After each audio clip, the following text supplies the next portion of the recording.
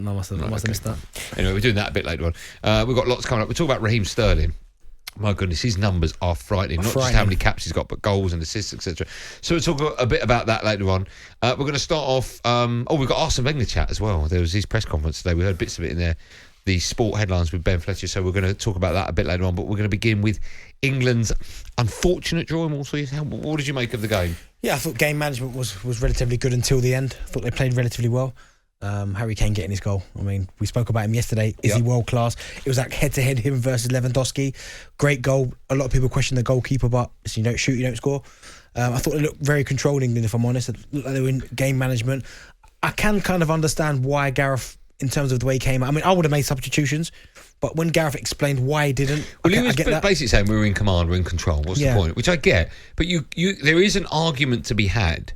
So for argument's sake, United maybe 2 years ago would go 1-0 up in a game, and then with 2 minutes to go we'd concede and we'd get draws. And you could argue with United, why didn't we push on for the second and third? The same, I think, can be said for England. Why is one good enough? Why didn't we? We made no substitutions, even towards the end when you want to waste a bit of time. Bring someone, waste a bit of time. So that all them tactical kind of substitutions, as you're saying, I am surprised they didn't do that. But again, when you hear Gareth speak, it's kind of he speaks very well. It's kind of hard to go. Okay, I understand what it's to go against him. Do you know what I mean? But I thought there were some good performances again. Obviously, at the end, it was disappointing to concede that he did.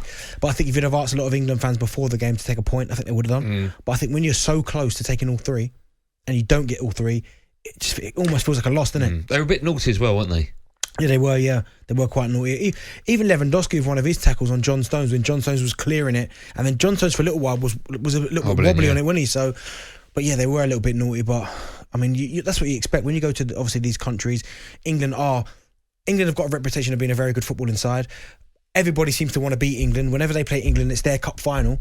So Poland obviously were up to all their naughty tricks. But as I said, I thought England handled that all well until the very end. Has your view on England changed? Because I watched the game, and when I was doing the show with you yesterday, I'm like, I for the first time ever, you said 2-1, I said 3-1. Yeah. But I was saying, I love watching England play now. I'm really confident. I fancy them going into, and then 1-1 against Poland. It's like, has anything changed?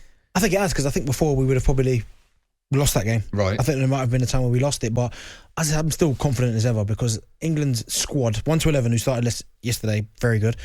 Even the bench, how strong the bench was, which maybe again you could look at the bench and go, if you make substitutions, bench is really strong. You make substitutions.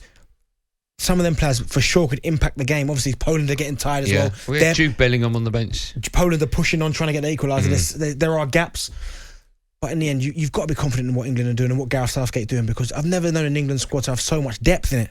Yeah. Not necessarily defence, because when there was possibilities of Stones coming off the field and Mings wasn't available, I was like, oh, what do we do? Yeah, Connor Cody. I think he's shown that he can step up to the plate. Yeah, I'm more comfortable with him in a 3 than a 4. Yeah, that makes sense. But I think, again, his qualities are, yes, he's very good on the ball, but obviously he's a leader as well, and he doesn't stop talking, organising. And even though he's probably not the most experienced international, the way you can hear him balling, I mean, it was classic examples when there was no fans in the stadium. The one voice you could hear, were the two were him and Jordan Henderson barking orders. So I think if Stones had to go off, I think maybe Cole Walker might have moved inside, potentially brought another right back on. But England's squad depth is, and you'd say probably centre back is probably where they're weakest. But in terms of all other areas, they're so strong. There was a Pickford moment where we went, oh, what's he done? What did you make of that? Just unfortunate, or? Yeah, I was a little bit like, oof. But because you know what, for England, you very rarely see that with him. Everton, you tend to see it a lot more. Yeah, why is that? I don't know, but when he's with England, he seems to be a lot calmer, a lot more organised, a lot more assured of himself. I thought he was superb in the European Championships. But every so now and then for Everton, he does something and you go, oh, it's Jordan Pickford. Yeah. So yeah, it was a bit unlike him yesterday.